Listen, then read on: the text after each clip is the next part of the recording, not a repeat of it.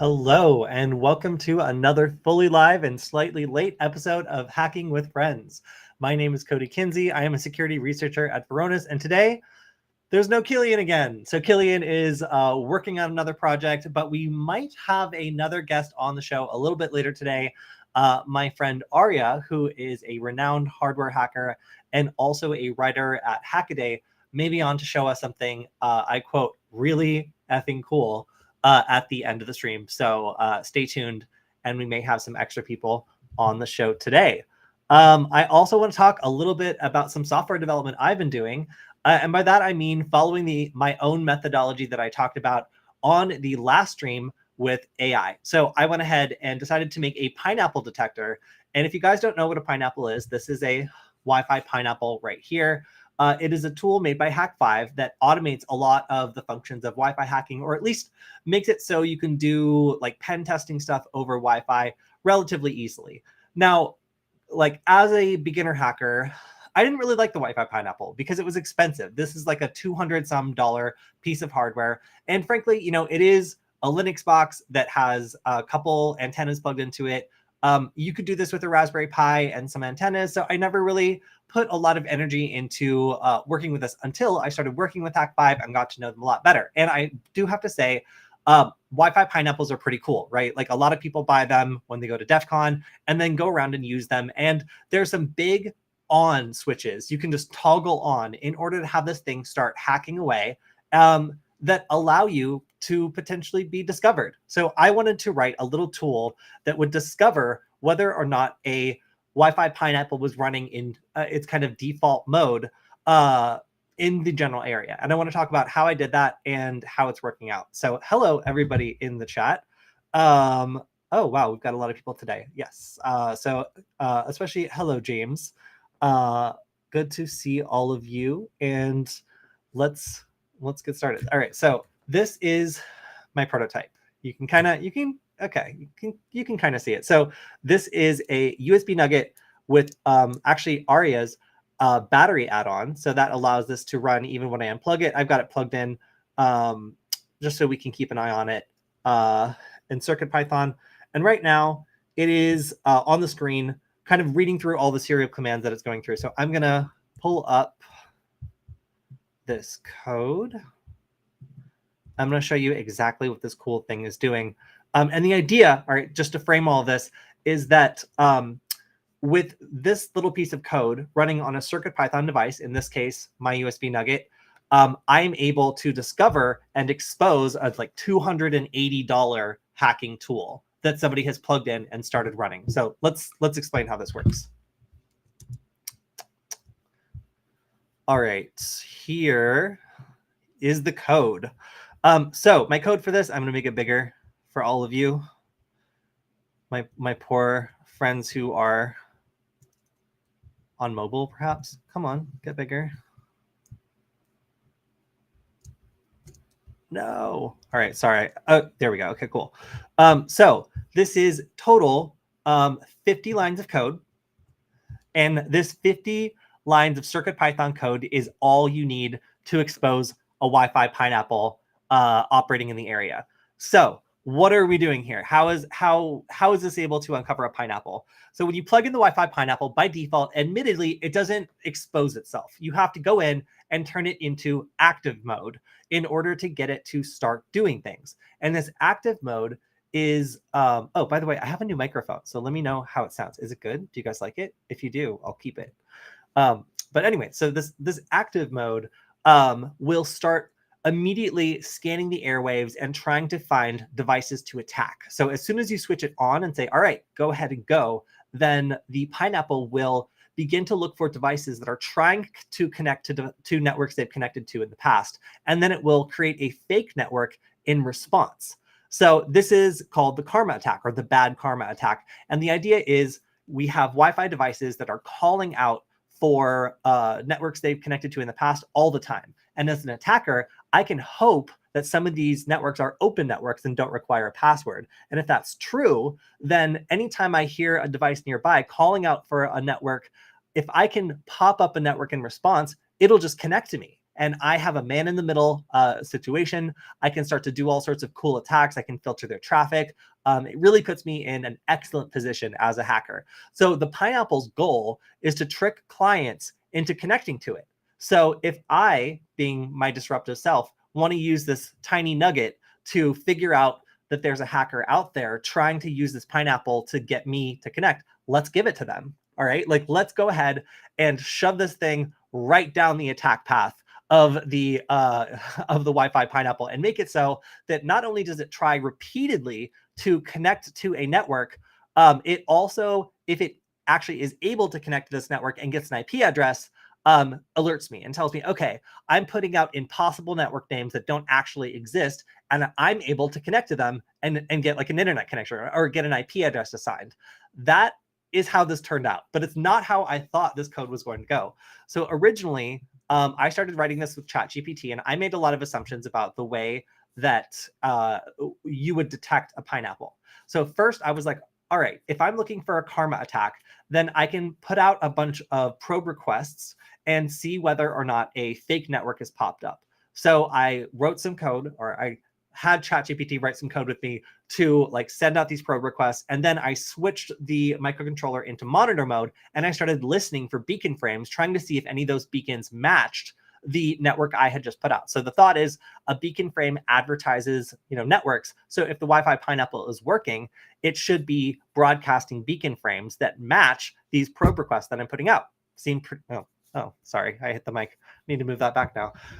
The other one's above my head, so I've never had that problem. So anyway, like I thought that by doing this like sniffing and looking at beacons, I would be able to detect a Wi-Fi Pineapple, but I was wrong. It didn't work. It turns out that the Wi-Fi Pineapple doesn't really do that unless it has to. Instead, it'll look for devices that are attempting to connect to these networks and then skip straight to an authentication request, or do a directed probe request that doesn't show up for other users. So because you can make basically like directed beacons where only one device is able to see this network you're popping up, the Pineapple actually has a couple of very sneaky ways of protecting itself. That means it's kind of hard to actually find it. So my code wasn't working, but I was getting this weird bug where in the loop where I was getting the nugget to try to connect to this imaginary network, sometimes it would actually connect and crash my code. So I realized the Wi-Fi Pineapple was actually successfully responding in time to allow this little device to connect and then get an IP address. So I was like, okay, maybe that's a more simple way of writing this code. So after reformatting things a little bit and eventually coming out with the refactored version, I now have something that I'm going to demonstrate actually works. So I'm going to pop up my serial terminal. All right, and let me explain what this code is doing. First of all, stop it and restart it. So it starts up and it picks from a list of improbable SSIDs, so Rainbow Unicorn Land, Evil Network Time. It picks one of these base words, and then it adds some numbers at the end of it to truly make sure that these SSIDs are random. So we want to make sure that there is no chance of a real network matching that name being around. So we can make just, some really improbable SSIDs that we put in this list. I originally had 50, but I shortened it for the sake of testing, but you can have all sorts of them here. So when combined, it'll pick a very randomized SSID. It'll then start attempting to connect to it. And if it is successful, then it will flag it as a karma attack. And we should get this LED to turn red. And then we also should get a detection on the Pineapple. So I'm going to plug in this Wi-Fi Pineapple. I'm not being very gentle with it. Hold on. Okay, there we go. It's expensive. I want to be nice to it. All right, so the Wi-Fi Pineapple is powering on. Ugh, its antenna kind of looks in bad shape. I've traveled with this thing a couple times, so we'll see. All right, so Pineapple is powering on, and we are looking to see what's going to happen with our continuous James SSID rebellious Amish family. Yeah. Yes, don't expose the rebellious Amish family. And we're going to see whether or not we ever get a successful connection. And if we do, we should see a big alert on the screen. We should see like the LED that's currently green turn red. And this is something that is supposed to allow us to then know that somebody is spinning up impossible network names in response to our little device's requests for networks that don't really exist. So, all right, I'm gonna let this run for a little bit. We'll see how long. Oh, we're done. Okay, so this is now, let me turn off that camera. So this is now glowing red. The screen says karma attack, Wi-Fi hacking spotted, evil networks found. So we have successfully spotted this pineapple. We were able to use a little microcontroller and some CircuitPython code to figure out that actually there are networks in this area that should not exist, and that is indicative of a attack. So I'm going to, so Daniel says, nice, this is like poisoning the well. Yes, so if I were to look at the administration page of the Wi-Fi pineapple, I would see that it has a list of SSIDs it's identified to spoof based on probe requests and attempts to connect to this network nearby. So we are basically poisoning that list that the Wi-Fi pineapple is using and using its own behavior against it. So if we do a good job of kind of like being kind of like a honeypot for the pineapple to go after, then we can get it to take the bait and pop up a network that does not exist or should not exist at all. So that's my little technique. Again, this is mostly AI generated code. I talked a little bit on the last stream about how you can do kind of like pair programming with ChatGPT.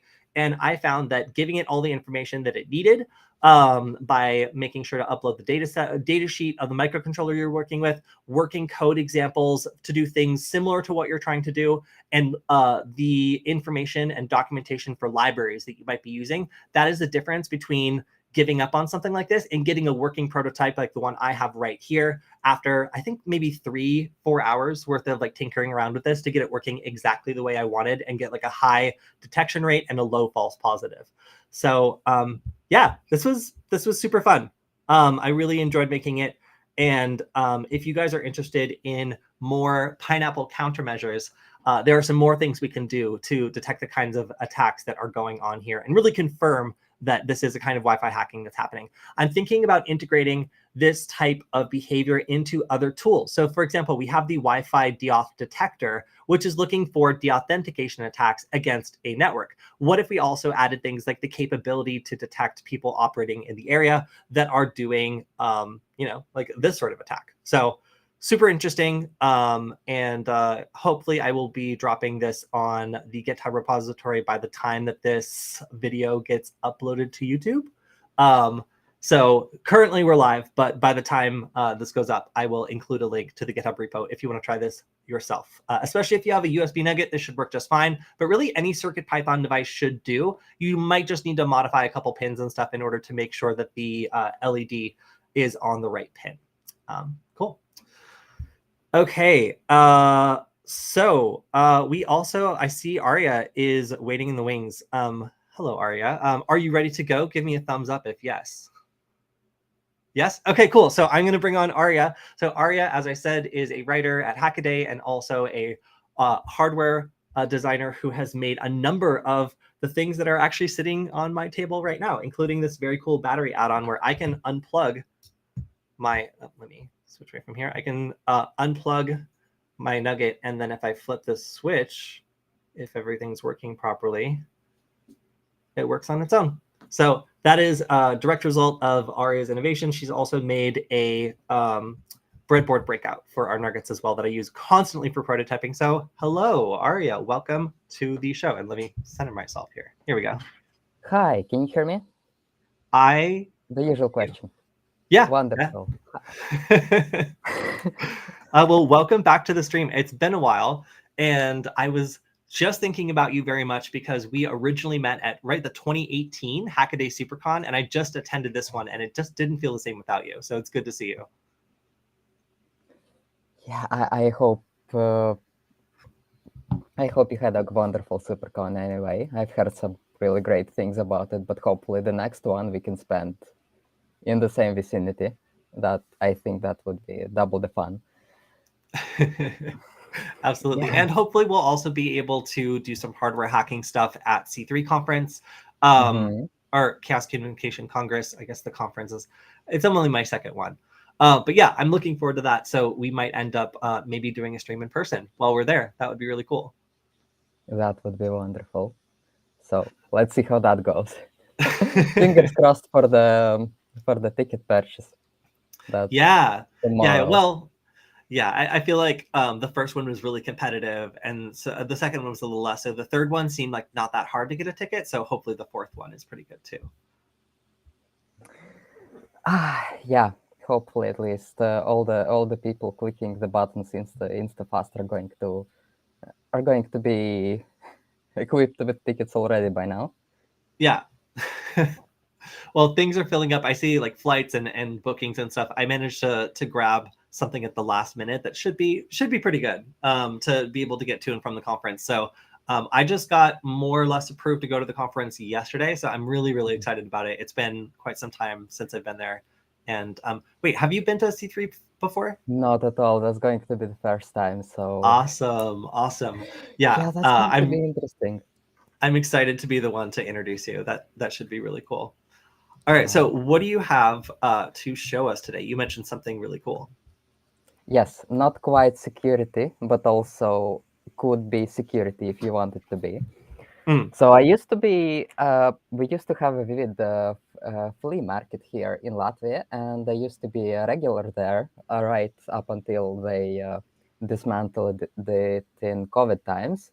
And people would usually give me tech that's not fit for consumer use, about like kind of like that. So I have collections of things I could hack on any given moment, and there's, for example, this bag full of GPS navigators of all kinds of shapes and sizes, and that's a bit intense because that's a lot of projects. I'll never get to it, but that means I get to choose my pick, and there's this one GPS that I'm just fascinated by because I'm not sure how anybody would make a thing like this in modern times. First of all, it's seriously weighty.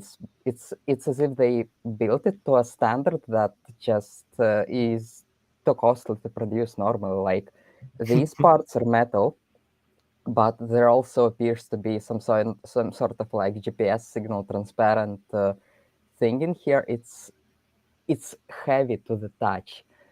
It's also apparently Windows powered, which is it's a cheap sticker, but also such a small device that used to run Windows even for ARM is a fun thing to hold, and it consists of so many pieces. You would not see these many pieces like a separate frame and separate plastic thing and the orange frame, and half of it is metal, and there's like two different plastics involved. I'm not sure who built this because it's designed to the kind of price that people don't usually pay for GPS navigators, and it feels nice to hold.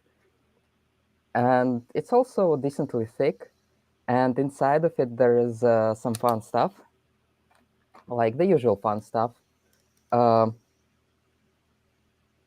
oh, yeah, this case is just, it's not using clips, it's using tiny screws, which is a bit unprecedented for this kind of build. And it has the motherboard, all right. It has foil, like copper foil on the board. It's some high-end thing as far as things go for Chinese GPS market of those times. And what's fun about it is that I know I'm not going to use it because obviously the software is not going to be suitable for anything these days, but it has an LCD, it has a touch screen, it's a resistive one, but they include this really lovely stylus that even extends, and the stylus is custom built for this particular GPS too. So I'm not sure how much money they dumped into this design, but it's just fascinating given like everything I have in that bag. I have like 8 other units, and none of them are built like this. And this one isn't even branded. It just has GPS in the front. There's no brand to speak of. So it makes me confused and also fascinated. People just don't build tech like this. And there's a display. And something I've been looking into recently is how such displays work, because it has a lot of pins, and like on the motherboard you can see traces going to like the connector to all of these pins, and that might be like a bit intimidating because there's like 40 pins and you have to figure out which what every one of those pins does if you want to actually connect it to somewhere. And that's what I want to do. I want to actually make this navigator into some sort of device, because it feels like a device that I would want to hold, whatever the purpose. And the case feels like it's built to last somehow.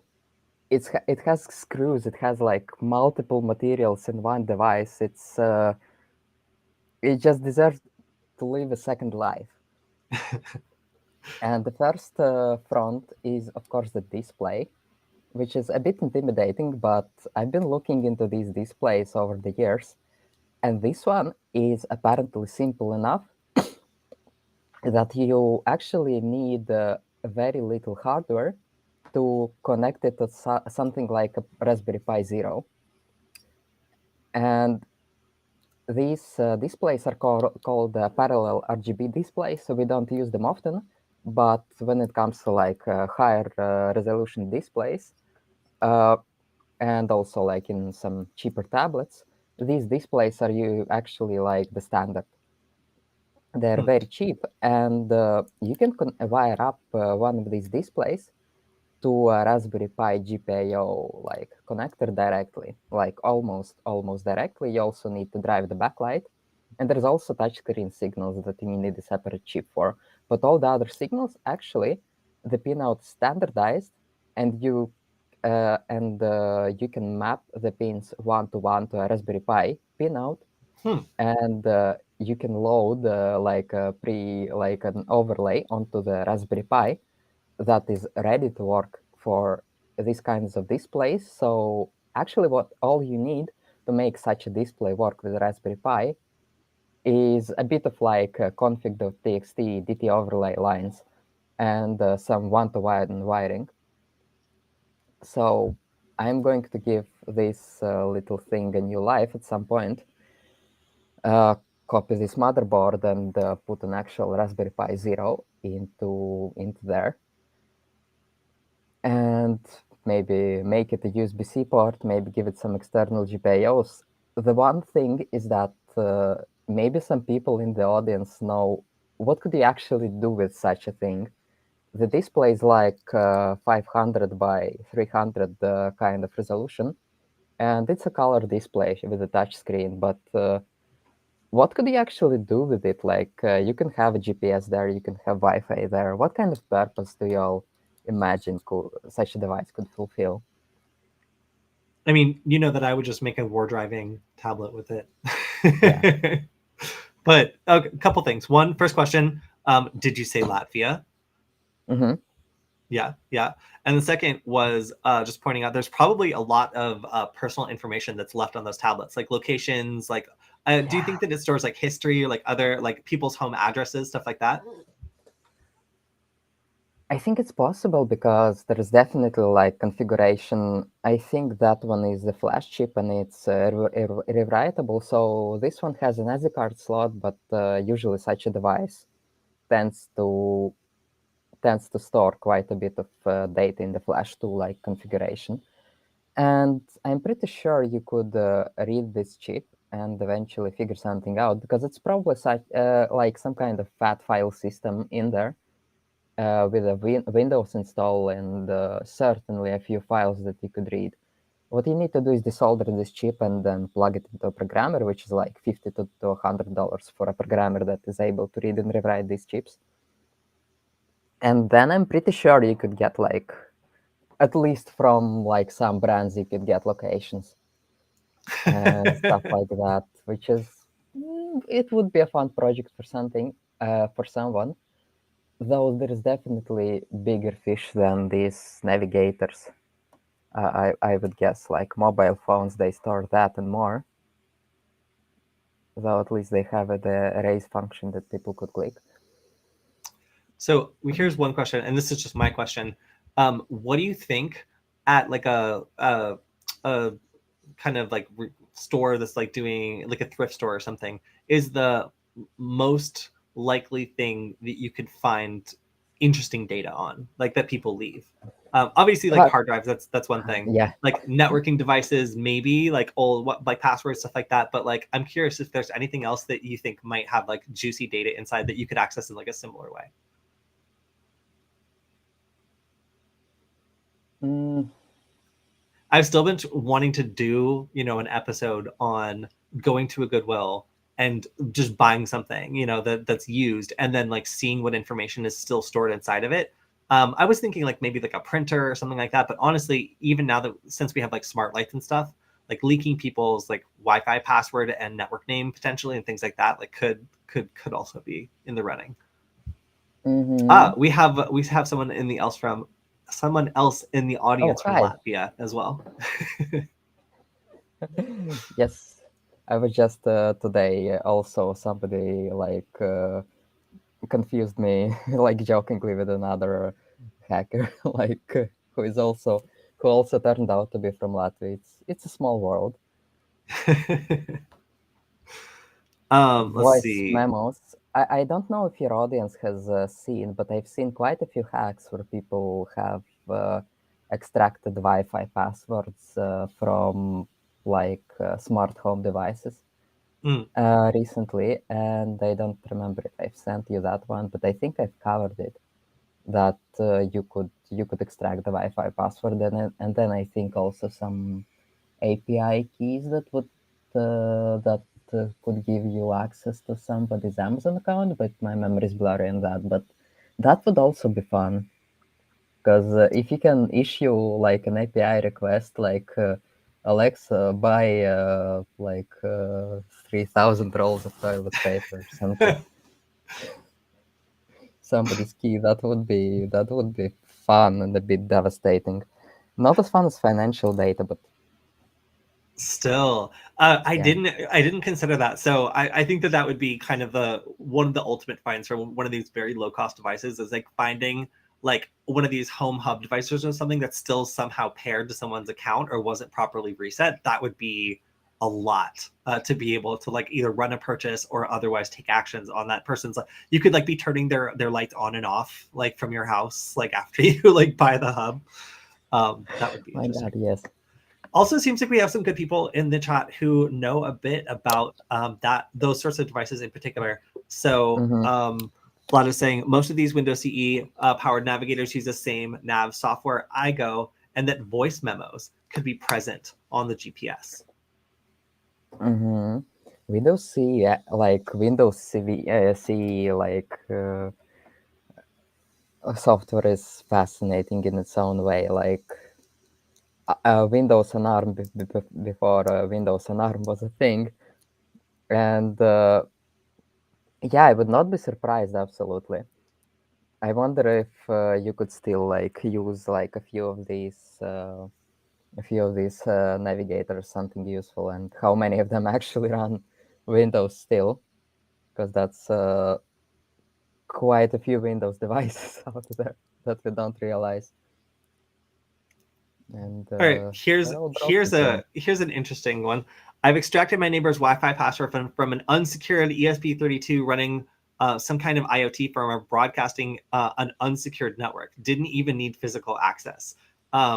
So I believe that either via disclosure, like having the system settings just exposed for everyone, or using like default credentials. Like a lot of the time, you'll have something like here's how that happens. You'll have something like WLED. You'll connect it to your home network.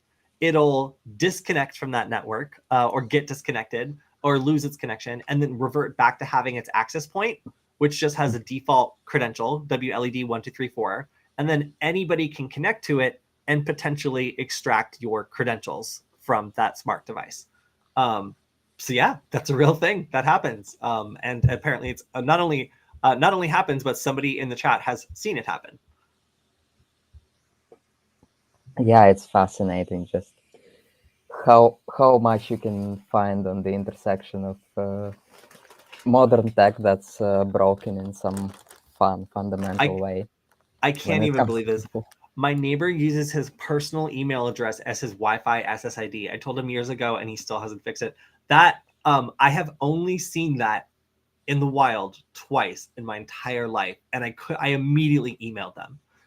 So I can't imagine like how much email that person gets, because you're just like you're putting that email address in way more places than it would normally end up with just having one registered on the internet. I don't know. It seems like a pretty wild thing to do. I've never considered doing that myself, because it seems like a bad way to get some attention. Oh, so also I wanted to point out a video that we put out. I think it was either yesterday. No, I think it was yesterday. About Hackaday SuperCon. Arya, did you get a chance to see the video that I published on this channel about the conference and some of the cool stuff I saw there? Oh, not yet. I should absolutely watch because I've only seen cool things happen out of there. That sounds like a hood. I should check it out. So I wanted to show you two of the things that made my cut for like the most interesting things at SuperCon. Let me pull one of them up and put it on my screen and share that screen. All right, can you see that? Mm-hmm. Okay, cool. All right. So yeah, we have all this cool stuff. Everybody is awesome. But, and I found these. I also I love these LED ropes, like these like fairy lights, or like whatever they're called on AliExpress. Have you worked with these before? No, they look great. What's is there like they're individually controlled? Yes, so it's Yeah. NeoPixels built different. Yeah, it's basically they're on like steel wire that's got like silica over it, and they're kind of hard to Mm-hmm. like strip, but they're super bendable, and like they're not like shape formable like traditional LED like strips, where if you Mm-hmm. like bend it too much they'll crack or whatever. These ones are like Mm-hmm. actually perfect for like garments and stuff like that. I'd never seen them before, Yeah, but I bought like 20 meters of them from AliExpress as soon as I saw it. So I have a big spool of them waiting for me sometime soon. that's wonderful for art stuff and for wearables. Yeah. Okay, so I'm curious, have you seen this project? Since you're like part of Hackaday, like have you seen the Core 64? What the hell? No. Okay, so this visualizes core memory. So basically what the way they explained it is like is like writing data to these core memory segments that you have to like wire yourself. Uh-huh. And it then visualizes the state of that core memory on the LED matrix in the back. So you can use this little magnetic stylus to literally like destroy data on the core memory, and then it shows the like the destruction of that data like visually as you do it, which is super cool. It's really interesting, and they're talking about how like it's using like core memory from the original like not from the original Apollo program, but the same type of technology. So it was cool. It was really interesting. Have you seen that project? No. No, that's fascinating. What the hell? Have we not covered that yet? Right, like I I was I was amazed. It was so cool. Yeah, All right, so the it's last one I wanted to get your opinion on. Originally, the logo of this next project, I thought it meant like no ladies, and I was like, why would you put that? But it's jumperless. It's a lady that's jumping, and it's got like a Mhm. like strike out. But it's a jumperless breadboard. Is this thing? Let me find. Okay, here we go. So Yes. this, have you seen this?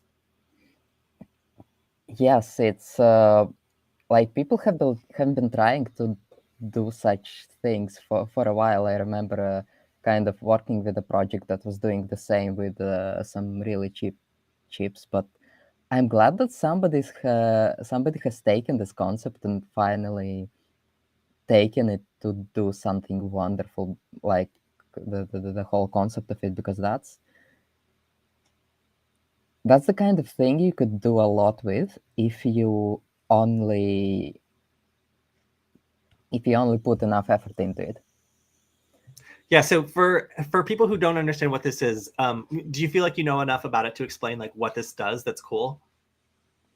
Yeah, you can notice the immediate thing you can notice is that there's resistors and there's chips, but there is no wires involved, like no jumper wires to speak of, and that's because the chips on the back are responsible, are basically the wires that you can configure any way you want, and you configure them on a computer screen. And this helps this this helps make like the entire experience all that more fun. And it's also seriously easy to rewire whenever you need it. You don't have to deal with jumper wires being finicky, and it just is it just is cool in this like futuristic way that you don't see a lot of things being this futuristic, if that makes sense. Like So the one question wires are a is serious that a problem with the visual clutter as is well. that a digital audio converter? Mm, that's a digital to analog converter. But that's close enough because it's all often used to make audio. So yeah. Nice. Cool. Yeah, no, I think of all the stuff I saw, there were a couple like standout things. Obviously the badge also was incredibly cool. I Mhm. helped out soldering like a bunch of the badges, and the fact that they were running a Raspberry Pi Pico was really interesting. A lot of people have been doing cool stuff with Raspberry Pi Picos. So I assembled a lot of these, and they had these gorgeous like round TFT displays. And then of course the Pi Mhm. Pico on the back, and yeah, it was quite a badge. This is one of my favorite badges that they've done for a while, and of course it was a vector scope. Do you know? Do you want to explain like what the badge was for people that haven't seen it? Oh my god, I could try because I mean, just on a general level, you know. it's a Pipico. It has this gorgeous display that's like 200 by 200 or 240 by 240. It's color, and what it can do is take in analog signals, which if you have ever seen oscilloscope vector art, where an like oscilloscope, this box with this small CRT display is drawing some seriously beautiful shapes just with its like green ray.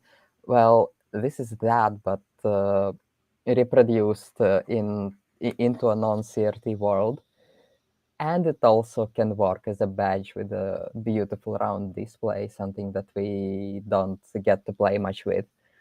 So first thing you can do is you can draw vector art on it, which is math formulas converted into code, converted into art, which that alone is breathtaking for a good few people on its own. There is artists who draw like specifically vector stuff, and how much you can get with math alone in terms of artistic expression is impressive. Is impressive, and then of course you can also it's got a ton of buttons. It has a lovely screen. You can plug a battery into it as well, and I've seen like I've seen people do like a specific scope for multimeter use, and yeah, you can produce music with this board as well. It has outputs. Uh, You said that so at the exact same time that Vlad said oscilloscope music. yes, yes, yes, and it's what I like about badges is that it's a playground for people, for thousands of hackers to come to a conference and try to express their creativity into like a certainly shaped box with a certain like amount of tech, with a certain range of tech in within like 1 or 2 days. So badges are kind of mini hackathons. uh, I believe every time we do this, we also like closer to the end of the conference, we also have like a separate small event, maybe like half an hour, where we show off badge hacks, like all the things that people managed to create using this badge as a jumping off point. And this year we have done that as well. And it's just fascinating how you can give like a certainly defined piece of technology, like something that imitates a vector CRT, I think that's dear to many hackers' hearts, and see people take this concept and run with it and produce things that you would never ever have dreamt of when you designed it.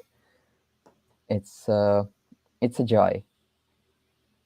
Making a worthy challenge for hackers to pour their creativity into for 3 days straight, often in teams, is no small challenge. Like, it seems like, there, if you miss anything, they're going to fix it for you, hopefully. But if it's too hopelessly, not put together, then it's going to disappoint a lot of people. So consistently, this badge has been the highlight of the conference. So seeing another successful badge is really, really cool. I didn't. No, wait, I did go to Hackaday SuperCon the year before. I just got really sick after the first day and wasn't able to make the rest of it. So it was good to participate at the conference. It's good to do the Meow Mixer and like get people over at Null Space Labs working on the badge, because otherwise everyone just kind of stays at the conference. They don't even get to check out the local scene. But all right. Yeah, so that's most of the questions I had about Hackaday SuperCon. I figure, you actually published a great article on making a case for this, right? For like 3D printing one. Yeah, I highlighted somebody else's project. Okay, yeah. Yeah, she just took like as soon as like one of our editors published the badge PCB files. One of people on our Discord, she's like she's master of a lot of like jack of a lot of trades, including designing enclosures in a seriously professional way. She has a ton of experience in that, and she just took like the bare PCB files and found like exported them into a like exported the board into a 3D view, found all the components, like all the 3D models for them, merged them together, and designed a case. And I think that took a day or so, and she did it at the right time. A ton of people have printed out this case. Like she then did like an entire collection of pictures. Like, because I also rushed to publish it like a week uh, before the conference, so that people could actually print the cases out before the flight, like to Pasadena, and we pulled it off, and there were like dozens of these cases at the conference. And of course, like the display is sensitive, and the buttons can be sensitive as well. And this case just blew the protective aspect of the like of the badge right out of the water, in a way that often like you can have like when there's a PCB and you're just handling like this without any protection. Often things break off, and the display is also fragile. And there's a potentiometer that also broke off for some people. Like when you manufacture like hundreds of any boards, you're going to get problems. Like some things just statistically are not going to be soldered perfectly, and things happen. And having a case for your badge means that you're not going to be left mid-conference with a broken case. And also you can print it out in different colors. Like I've seen some people print out like this design, but in a seriously gorgeous way, where the colors are changed mid-print. So the faceplate is one color, and the entire other, like the remainder of the body, is other color. And it just was yet another field for hackers to express themselves. Like there were modifications of this badge as well, of this case. It's yet another way how any badge is a playground to behold, to be honest.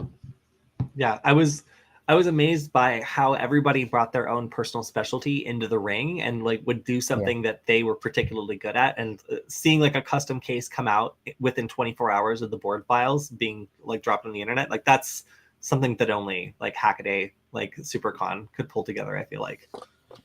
And quite a few of these, quite a few of tech communities, to be honest. Like, but yeah, it's fascinating how much communities can come together when we all have like a shared goal of meeting up for a weekend and geeking out and just having fun and finding an outlet for our like creative expression while hanging out with friends. Well, look forward to C3 for the exact same thing, hopefully. Yes. Cool. Well, all right. I've got now, let's see, about like 15 minutes to go through some of the news from this week. Arya, do you want to hang out for the news segment, or do you want to move on while I go over the cybersecurity news this week? Oh, I would hang out. I mean, but yeah, I'm not much for talking anymore. Just a lot of talking. Yeah, cool. All right. Well, I'm going to go through what I think are some of the most interesting things this week. We already went through the Pineapple tool that I built, so I will try to drop that in the Discord server today. But we also have an attack on Bluetooth that is pretty interesting. So this is what I would consider to be like a kind of a downgrade attack as far as like what actually is the functional part of this attack. But this is a chain of different attacks that allow you to do man-in-the-middle attacks, potentially decrypting previous information sent over a Bluetooth connection, and then also potentially being able to send like modified information from a man-in-the-middle position. We don't see these kinds of attacks a lot against Bluetooth, and that's why I'm interested, because frankly, like I see Wi-Fi attacks like this all the time. It's nothing new, but Bluetooth, I thought was a little bit better about this. Now, one thing that's really interesting, this is like a fundamental flaw with Bluetooth. This is not a flaw with a piece of hardware. It's not a flaw with a piece of software running Bluetooth. This is a flaw with like the structure of Bluetooth. So this affects every device running Bluetooth. And this is, like a pretty potentially a kind of severe vulnerability. So the issues are tracked under this identifier, and the impact Bluetooth core specification 4.2 and 5.9. So this is Bluetooth core is what this is. What number did they give it? I'm curious. Oh, an undergoing analysis. So there's not currently, I looked this up before. Yeah, there's not currently a score assigned to it, which is interesting because it's just come out. So this is a description of how it works. It is my contender for most confusing graph of the week. I mean, it like kind of makes sense. There's just like a lot of like algebra here when like it seems like they could have just broke. Like if you're gonna make a chart, just like use. Well, who am I to complain? Anyway, so as you can see, they have an elegant and understandable flowchart for how this works. If you want to get into the weeds of how this actually functions, then you can do so. But if you're interested in Wi-Fi hacking, Bluetooth hacking, like this sort of bandwidth of hacking, this is something to check out. So I do not have time to go into the weeds of this one. But again, this is an interesting one because it affects all Bluetooth devices running these specifications, not just a particular type of hardware and not just a particular type of software. So it's kind of rare that these sorts of attacks come out. Very cool to see. Also, as I already mentioned, you guys should check out this video on Hackaday SuperCon. It's one of my favorite videos that we put out recently. It is on the SecurityFWD channel, and I just released it yesterday. I think it's great. All right. The French government ruffled some feathers by recommending, not forcing, not making this mandatory, but recommending against using foreign chat apps under stated fears of espionage. And this actually included Signal, which did not thrill one of the main people at Signal, the president of Signal, who shot back that this is a small company that the French government is kind of preferentially treating in this instance, and kind of suggesting that these other apps might have vulnerabilities where there's no actual evidence of that. So yeah, a little bit of back and forth in the security community over this. But generally, again, this was just a recommendation.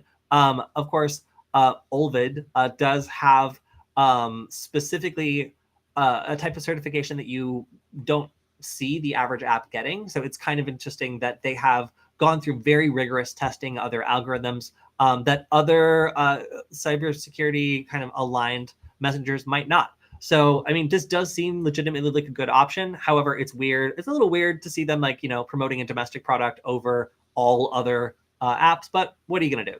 Like it's kind of, I guess, it's par for the course for a country to recommend people use a domestic app. We don't have time for this one.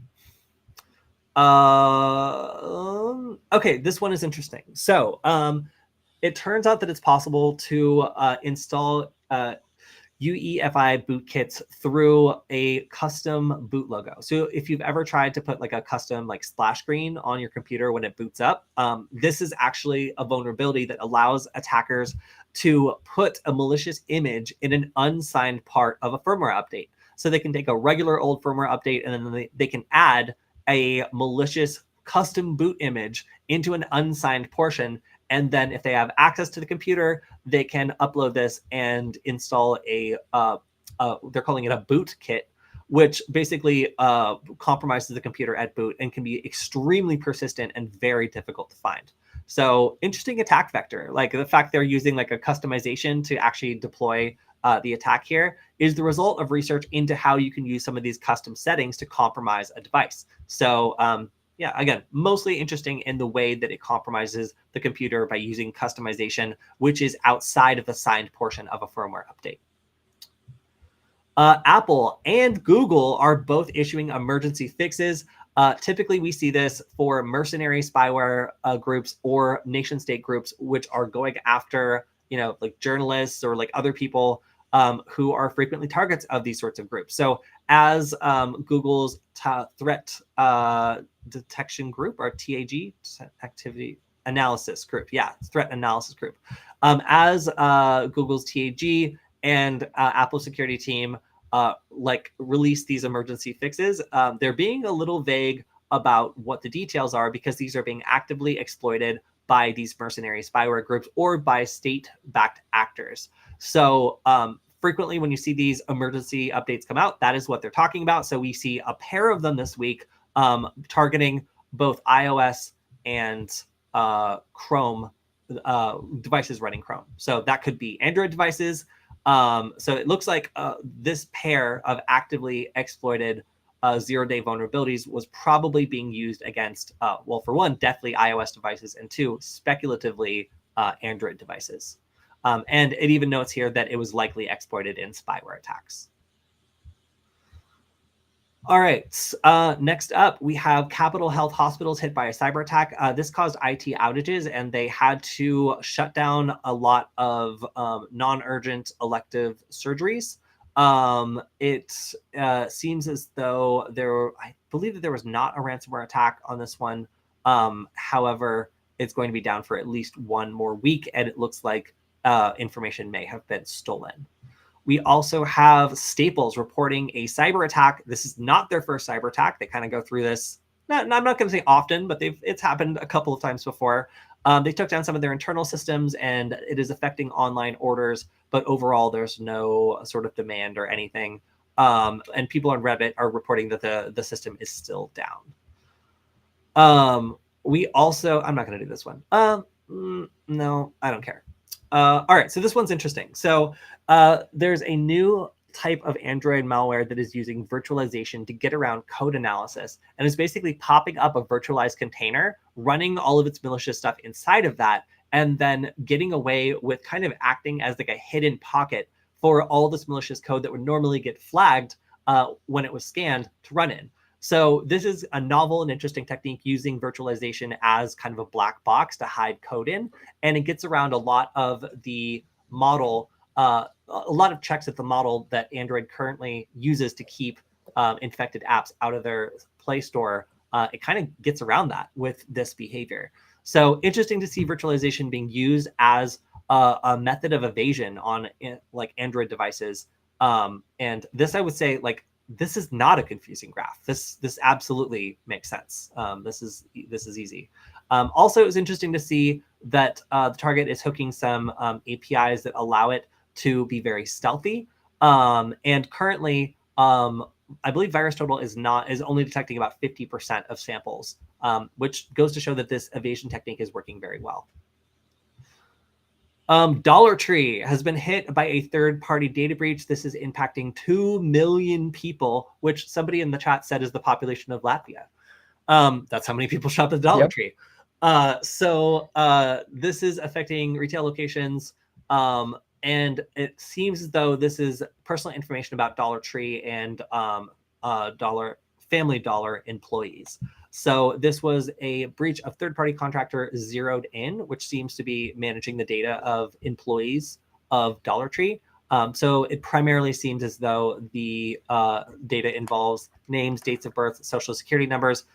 They've notified individuals and enclosed instructions on enrolling in a 12-month identity protection and credit monitoring service. I'm sorry. I was thinking about this before the show, and I understand this is not like a popular opinion, and this is purely my own opinion, but I think that like if my data is just savagely exposed like on the internet and like I am now forced to be on the defensive for the next like however many years that like this information is still valid to like attack and phish me with, somebody better be buying me like insurance, not credit monitoring. But whatever, we'll see. But that is our segment for who's getting free credit monitoring this week. It is every Dollar Tree employee ever. 2 million Dollar Tree employees. Next up, we have a SIM swapper getting 8 years in prison. This person was prolific with doing not only SIM swapping, but also hacking the account of a prominent social media influencer. SIM swapping is pretty easy, honestly, and that's why a lot of people will focus on doing that if they have a good way of being able to fool a phone company employee into swapping the SIM over to a new device. It makes it very difficult for the person who's targeted to be able to get access to their account back. And this particular hacker, was only 25. Next up, this was crazy. So hackers believed to be aligned with the Iranian government affected PLCs connected to a water facility and began doing some sort of malicious activity before the system was shut down and switched to manual control.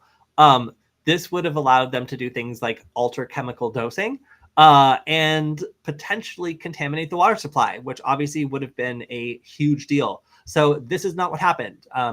There was no actual compromise to the potable water safety, they say. However, cyber actors are targeting PLCs associated with these facilities, including unidentified Unitronics PLC at a U.S. water facility. It seems like the one of the roots of the problem here is that these systems are connected to the internet and the password 1111 is used. The advice: do not use password 1111 on your incredibly important PLC connected to the water supply of an entire city.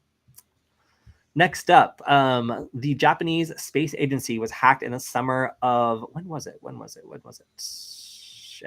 Okay, it's in there somewhere. But they were hacked in the summer. It looks, this article certainly makes it look as though the suspicion towards this is cast towards China, as there have been a series of incidents that have been traced back to China targeting the space program. And some of these aliases, Bronze Butler and Stalker Panda, are also, I don't know about those. But either way, it looks like there was the data breach here. They're not really sure what the information that was breached was yet, and they are continuing to investigate. Breezing through it today. Next up, we have the United States continuing to go after hackers like Lazarus, which are not reachable because they are hacking out of North Korea, by going after the cryptocurrency mixers that they use. So once they get cryptocurrency, they have to launder it. And these crypto laundering services, which operate as crypto mixers, are increasingly being targeted because of the amount of volume of stolen Bitcoins that go through them. So Sinbad is only the most recent. There have been a number of other cryptocurrency exchanges affected by this crackdown. And we saw also Binance getting slapped with criminal charges, and also the CEO pleading guilty. There's a lot going on when it comes to like crypto exchanges and mixers that allow state actors like Lazarus to move cryptocurrency that they got in these cyber attacks. All right. Okta has also disclosed that the October data breach actually affects all customers that were using their support systems. That's the long and short of it. We saw that some attacks were actually using the files shared during support discussions to log into other companies' Okta dashboards and do all sorts of bad stuff.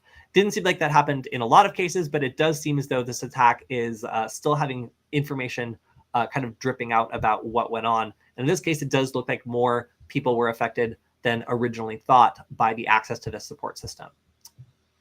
Next up, DP World, which is a logistics giant, confirms the data was stolen in a cyber attack, and they say that no ransomware was used. However, it still shut down two different ports in Australia, and it was only, I think, 8 days later that they were able to clear the backlog. Next up, police dismantled a ransomware group which seemed honestly pretty stealthy and was using platform agnostic techniques to execute ransomware attacks. A lot of these people were located in Ukraine, and they used a variety of different ransomware families, Locker, Goga, Megacortex, Hive, and Dharma, to attack victims. So because they were kind of just this shadowy group that was using whatever type of malware they could get their hands on to go after victims, this is I would describe them as a ransomware affiliate group that's operating to bring in a profit for themselves by using code that they didn't write to attack victims that often they can buy from a initial access broker online. All right, almost through it. Ardent hospital ERs have been disrupted in 6 different states after a ransomware attack. This is a pretty big deal. Like, once you ransomware a hospital's records, they can't treat people because of allergic reactions and other things in their medical notes, which could potentially cause an adverse reaction. So that means surgeries are off, medication can't be administered. And this is the kind of worst case scenario we see where people could actually die as a result of these facilities being taken out of service. So definitely a breach to be aware of. Let's see. And I believe that they have been rerouting to like other hospitals and such. But yeah, still, like, anytime that a data breach or a ransomware attack affects a hospital and also shuts down operations, it's going to be a much bigger deal than just stolen patient data. All right, I think this is the last one. We got through it. So this is just an update on Atomic Stealer striking macOS via fake browser updates. This is a campaign that has recently expanded to macOS and attempts to get people to download Safari updates. I don't think this looks very convincing, but people have fallen for it. And this is delivered via JavaScript injection that allows for compromised websites to serve up this fake update. All right, and that is all we have this week.